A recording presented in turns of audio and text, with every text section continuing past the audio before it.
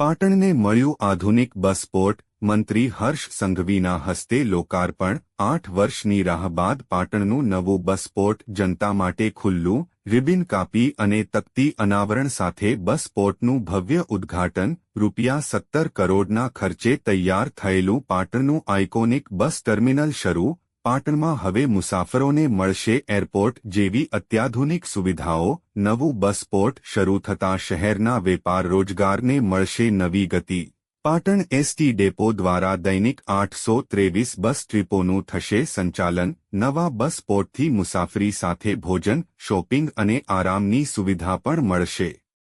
લાંબા સમયથી અટવાયેલો પ્રોજેક્ટ આખરે પૂર્ણ, જિલ્લાવાસીઓમાં ખુશીનો માહોલ। પાટણના વિકાસમાં ઉમેરાયો વધુ એક મહત્વનો અધ્યાય। પાટણના બસ પોર્ટના ઉદ્ઘાટન પ્રસંગે ઉપસ્થિત ગૃહમંત્રી હર્ષ સંઘવીએ અસામાજિક તત્વો અને સરકારી જમીનો પર થયેલા ગેરકાયદેસર દબાણો મુદ્દે કડક સંદેશ આપ્યો। મંત્રીએ સ્પષ્ટ શબ્દોમાં જણાવ્યું કે કાયદો હાથમાં લેનાર અને સરકારી મિલકત પર કબજો જમાવનારાઓ સામે સરકાર કડક કાર્યવાહી કરશે। રિપોર્ટર અનિલ રામાનુજ।